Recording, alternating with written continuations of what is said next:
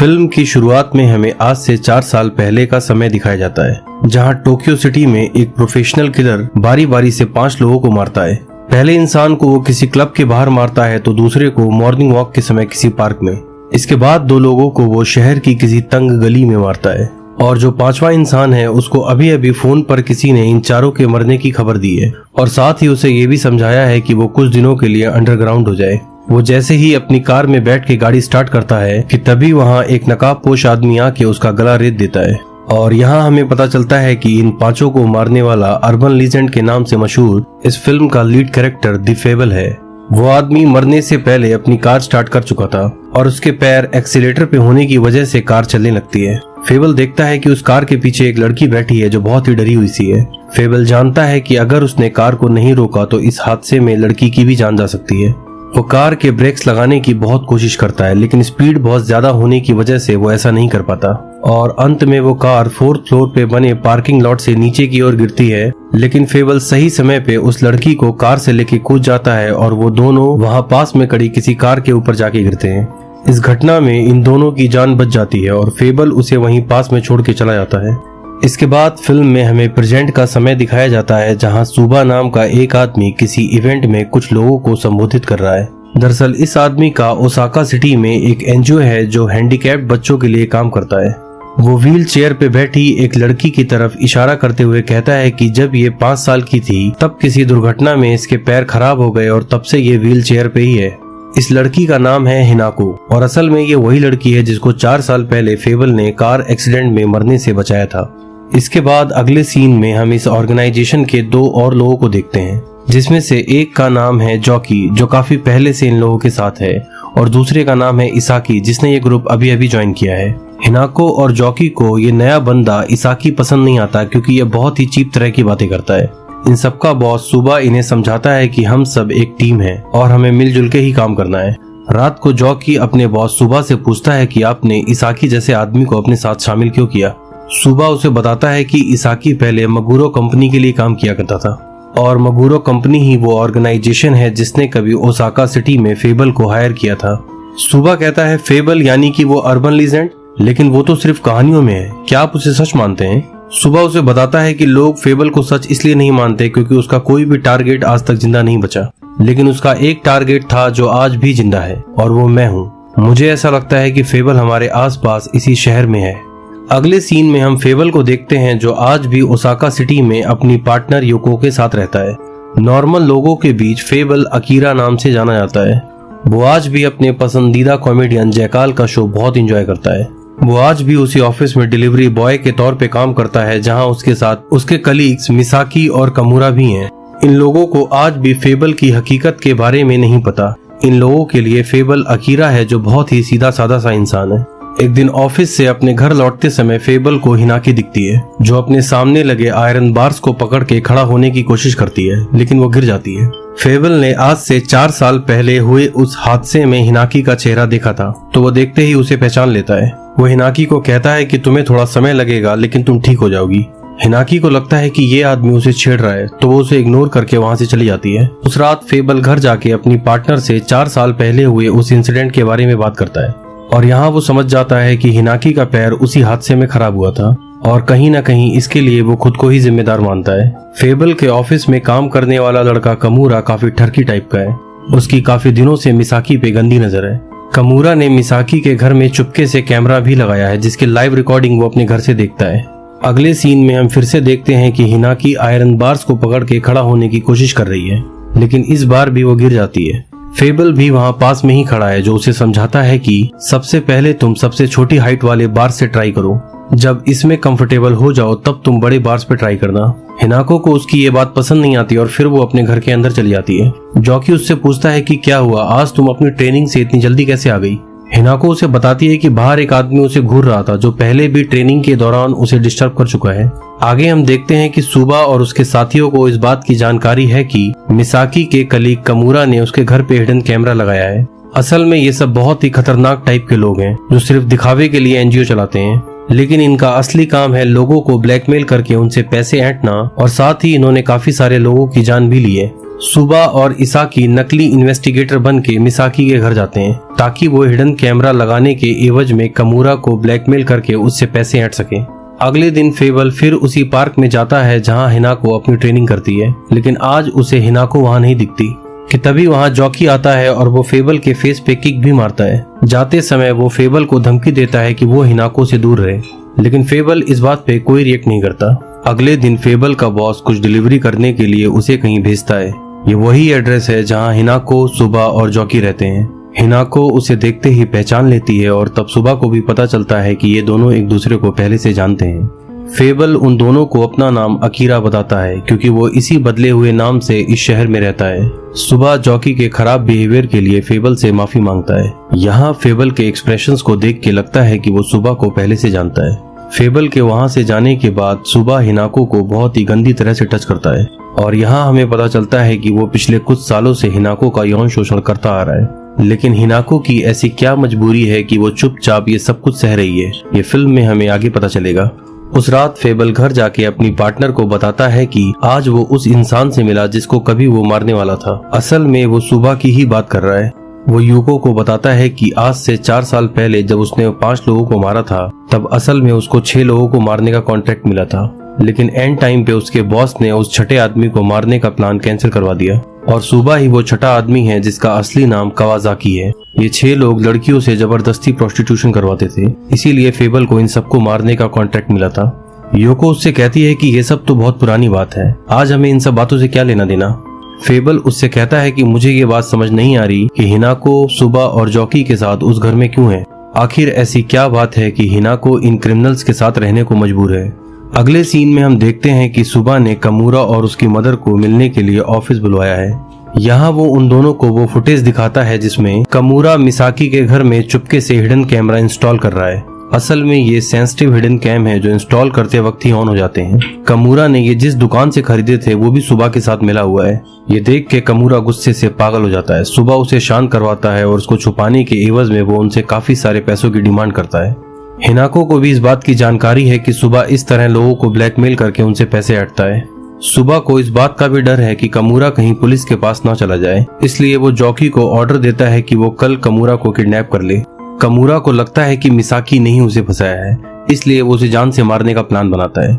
अगले दिन अपने ऑफिस में जब वो मिसाकी को मारने वाला होता है तब फेबल उसे बचा लेता है और इस बीच बचाव में कमूरा बेहोश हो जाता है।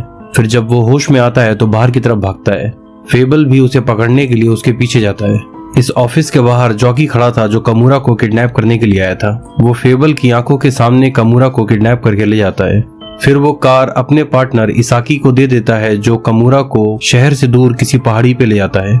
इसके बाद जब जॉकी वहां से जा रहा होता है तो रास्ते में उसे फेबल मिलता है। फेबल जॉकी को धमकी देते हुए कहता है कि कमूरा 24 घंटे के अंदर अपने घर पहुंच जाना चाहिए और अगर ऐसा नहीं हुआ तो मैं तुम्हारा वो हाल करूंगा जो तुम कभी सोच भी नहीं सकते। जॉकी सोचता है कि नॉर्मल सा डिलीवरी बॉय अकीरा मुझे कैसे धमकी दे सकता है, क्योंकि वो नहीं जानता कि अकीरा ही फेबल है। फिर वो इसाकी को कॉल करके अकीरा के बारे में पता लगवाता है और यहाँ उनको अकीरा के घर का एड्रेस मिल जाता है, जिसे जान के ये दोनों शॉक हो जाते हैं। दरअसल ये घर मगुरो कंपनी की ही प्रॉपर्टी है, जिसके बारे में कहा जाता है कि इस कंपनी ने अपने किसी काम के लिए कभी फेबल को हायर किया था। जॉकी को अब इस बात का डाउट हो चुका है कि शायद अकीरा ही फेबल है। वो फेबल को मारने के लिए उसके घर जाता है जहां उसे फेबल की पार्टनर योको मिलती है। जॉकी योको को बहुत हल्के में लेता है क्योंकि वो खुद को एक प्रो लेवल का हिटमैन मानता है। योको उसकी ये गलतफहमी दूर करती है और उसकी अच्छे से पिटाई करते हुए उसे चेयर से बांध देती है। जॉकी अब इस बात को समझ चुका है कि जब ये इतना अच्छा फाइट करती है तो फेबल असल में कितना खतरनाक होगा। दूसरी तरफ हम देखते हैं कि इसाकी जब हल्का होने जाता है तो कमूरा कार से बाहर आके कार के नीचे ही छुप जाता है। इसाकी उसे ढूंढने के लिए अपनी कार स्टार्ट करता है और इस हादसे में कमूरा की जान चली जाती है। रात को जब फेबल अपने घर पहुंचता है तो योको के साथ जॉकी भी उसे वहां दिखता है। वो जॉकी से कहता है कि अपने पार्टनर को कॉल करके बोलो कि वो कमूरा को छोड़ दे। जॉकी जब उसे कॉल करता है तो इसाकी उसे बताता है कि कमूरा एक हादसे में मर गया। ये सुन के फेबल को बहुत बुरा लगता है और वो कहता है कि मैंने सोचा था कि अब मैं किसी की जान नहीं लूंगा, लेकिन ये दुनिया शायद ऐसा नहीं चाहती। फिर वो जॉकी की रस्सियां खोल देता है और उसे यहाँ से जाने को कहता है। जॉकी बहुत निराश है क्योंकि उसका घमंड पूरी तरह से टूट चुका है और साथ ही उसको हैरानी भी है कि फेबल उसको क्यों छोड़ रहा है। फिर उस रात जॉकी सुबह से जाके मिलता है और उसे बताता है कि इसाकी की गलतियों की वजह से उसने उसे मार दिया और वो सुबह को ये भी बताता है कि डिलीवरी बॉय अकीरा ही असल में फेबल है। वो सुबह से पूछता है कि आखिर तुम्हारी फेबल से क्या दुश्मनी है। तब सुबह उसे बताता है कि आज से 4 साल पहले मैं टोक्यो में प्रोस्टिट्यूशन बिजनेस में था। फेबल ने मेरे 5 आदमियों को बहुत बेरहमी से मार दिया और मरने वाला 5वां आदमी मेरा सगा भाई था।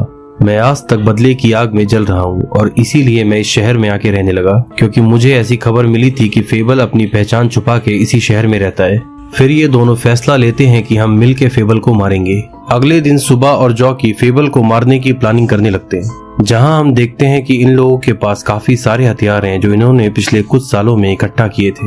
हिनाको को भी ये बात पता है कि ये लोग अकीरा को मारने का प्लान बना रहे हैं, लेकिन उसे ये नहीं पता कि अकीरा ही फेबल है। एक रात वो सुबह को ऐसा करने से मना करती है। तब सुबह उससे पूछता है कि तुम्हें अकीरा से इतनी हमदर्दी क्यों है। हिनाको उसे बताती है कि अकीरा पहला ऐसा इंसान है जिसने उसे ये होप दी कि वो दोबारा अपने पैरों पे खड़े होकर चल सकेगी। तब सुबह उसे बताता है कि तुम्हारी इस हालत का जिम्मेदार अकीरा ही है, जो असल में फेबल है। तुम्हें याद है आज से 4 साल पहले जिस कार एक्सीडेंट में तुम्हारे पैर खराब हुए थे, उस एक्सीडेंट का जिम्मेदार फेबल ही था, और उसके 2 दिन बाद तुम्हारे पेरेंट्स की गला काट के हत्या करने वाला इंसान भी फेबल ही था। और यहाँ हमें पता चलता है कि आज से 4 साल पहले हिनाको के पेरेंट्स का मर्डर हो गया था और तब से वो बिल्कुल अकेली है। अगले दिन सुबह फेबल को फोन करके अपने ऑफिस मिलने के लिए बुलाता है। वो फेबल से कहता है कि कहीं न कहीं हिनाको के पैर खराब होने का जिम्मेदार तुम खुद को मानते हो, इसीलिए उसकी ट्रेनिंग के दौरान तुम वहाँ आया करते थे। फेबल जानता है कि उसे फंसाने के लिए ये जाल बिछाया जा रहा है, लेकिन फिर भी वो उससे मिलने को राजी हो जाता है क्योंकि उसे हिनाको को इन लोगों से बचाना है। फेबल के साथ उसकी पार्टनर योको भी इस मिशन पे उसके साथ जाने को तैयार हो जाती है। फिर ये दोनों उस जगह जाते हैं जहाँ योको को अपनी कार में छोड़ के फेबल अकेला ही बिल्डिंग के अंदर जाता है। फेबल जैसे ही ऑफिस का मेन गेट खोलता है वो समझ जाता है कि यहाँ पे बॉम्ब प्लांट किया गया है। वो उस गेट को बंद करके नीचे वाले फ्लोर पे कूद जाता है और वो ऑफिस धमाके के साथ तहस नहस हो जाता है। इन लोगों को पता है कि फेबल अर्बन लीजेंड है जो बहुत ही ज्यादा फास्ट और शार्प है, इसलिए इन्होंने उसको मारने का बहुत ही जबरदस्त बंदोबस्त किया है। इन्होंने इस बिल्डिंग के हर फ्लोर पे अपने आदमी रखे हैं और यहाँ तक कि कंस्ट्रक्शन का काम करने वाले लोग भी इन्हीं के आदमी हैं जो फेबल को मारने आए हैं। एक स्नाइपर भी हायर किया गया है जो दूर से फेबल पे निशाना लगा के गोलियां चला रहा है, लेकिन फेबल इन सब की सोच से कहीं ज्यादा होशियार है। वो इन सबको मार पीट के बिल्डिंग से बाहर आ जाता है। तब सुबह उसे फोन करके बताता है कि इस बिल्डिंग के किसी रूम में एक छोटी बच्ची है जो सुन नहीं सकती। उसके बैग में मैंने बॉम्ब रखा है, तो क्या तुम उसे बचाने नहीं जाओगे? फेबल उस बिल्डिंग में दोबारा जाता है और यहाँ हमें जबरदस्त फाइट देखने को मिलती है और साथ ही वो योको को कहता है कि स्नाइपर को ठिकाने लगाए। फेबल को उस रूम तक पहुँचने के लिए बहुत सारे लोगों से फाइट करनी पड़ती है, लेकिन वो किसी की भी जान नहीं लेता क्योंकि उसने अपने बॉस को प्रॉमिस किया था कि 1 साल तक वो किसी को नहीं मारेगा। और फाइनली वो उस रूम में पहुंच जाता है जहां वो छोटी बच्ची है जिसके बैग में सुबह ने बॉम्ब रखा है, लेकिन वहां उसे एक फाइटर मिलता है और ये दोनों लड़ते हुए बालकनी के बाहर आ जाते हैं। इधर दूसरी तरफ हम देखते हैं कि योको ने स्नाइपर को ठिकाने लगा दिया। फेबल किसी तरह इन सब लोगों से फाइट करके उस छोटी बच्ची तक पहुंचने में सफल होता है और जब वो उसका बैग खोल के देखता है तो उसे अंदर बॉम्ब नहीं बल्कि कैंडीज मिलती हैं, यानी कि फेबल को फंसाने के लिए सुबह की एक चाल थी। इन सब लोगों से निपटने के बाद फेबल की नजर जॉकी पे पड़ती है जो दूर खड़ा होकर ये सब कुछ देख रहा था। वो योको से जॉकी का पीछा करने को कहता है क्योंकि ये वहीं जाएगा जहां सुबह हिनाको को लेकर गया है। योको जॉकी का पीछा करते हुए एक जंगल में पहुंचती है और वो अपनी लोकेशन फेबल के साथ भी शेयर कर रही है कि तभी अचानक जॉकी उसके कार के सामने बॉम्ब फेंक देता है, जिससे बचने के लिए वो कार का गेट खोल के बाहर कूद जाती है। ये असल में जॉकी की एक चाल थी और वो योको को बंधक बना के उस जगह ले जाता है जहाँ सुबह और हिनाको है। हिनाको के पूछने पर सुबह उसे बताता है कि ये लड़की भी फेबल के साथ मिली हुई है। फिर वो उसे एक गन देते हुए कहता है कि इसे मार के अपनी शुरुआत करो। हिनाको योको की तरफ गन तान देती है, लेकिन वो उसे शूट ना करके सुबह को ही शूट कर देती है। सुबह ने बुलेट प्रूफ जैकेट पहन रखी थी, इसलिए वो बच जाता है। हिनाको की इस हरकत से सुबह शॉक हो जाता है और वो उससे पूछता है कि तुमने मुझ पे गोली क्यों चलाई। हिनाको गुस्सा करते हुए सुबह से कहती है कि मुझे पता है कि मेरे पेरेंट्स को फेबल ने नहीं मारा बल्कि उनको तुमने मारा है, क्योंकि पुलिस ने ये बात सीक्रेट रखी थी कि मेरे पेरेंट्स का मर्डर गला कटने की वजह से हुआ था, लेकिन तुमको ये बात पता थी क्योंकि तुमने ही उनको मारा था। और आखिरकार सुबह अपने असली रूप में आ जाता है और वो सबके सामने एडमिट करता है कि हिनाको के पेरेंट्स को उसने ही मारा था। इसके पीछे की कहानी ये है कि 4 साल पहले हिनाको किसी बात पे अपने पेरेंट्स से झगड़ा करके घर छोड़ के चली जाती है। सुबह के आदमी उसे किडनैप करके प्रोस्टिट्यूशन के लिए मजबूर करते हैं। इस बात की खबर हिनाको के पेरेंट्स को भी लग जाती है।